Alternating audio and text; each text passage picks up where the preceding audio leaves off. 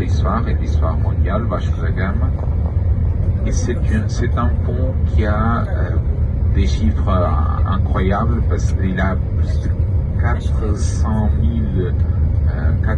000 mètres cubiques de béton et des centaines de milliers de tonnes d'acier.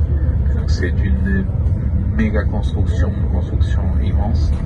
Et pendant plusieurs années, ce pont a resté comme le pont le plus long d'Europe.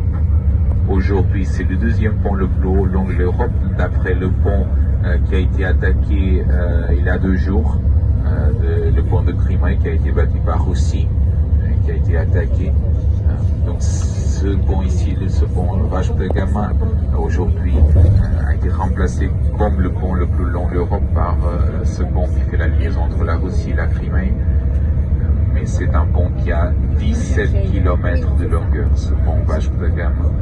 Il fait 17 km de longueur et on a 12 km qui sont au-dessus du Tage, sur le Tage. Et donc, vous voyez aussi comme le Tage est très large quand il s'approche son embouchure. C'est une des embouchures plus grandes des fleuves européens. C'est le fleuve le plus long de la péninsule ibérique. Et puis quand il arrive à la fin de son voyage de 1000 km de longueur, il se transforme presque dans une mer. C'est un fleuve qui gagne une dimension très grande, il s'étend. Et ce qui est au sud, dans la rive gauche du Tage, une grande partie, principalement vers votre gauche, vers le sud-est, ce sont des plaines d'inondation.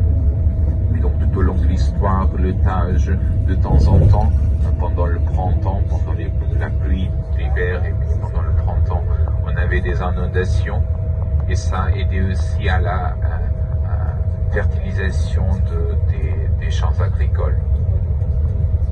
Dans cette zone à gauche, nous avons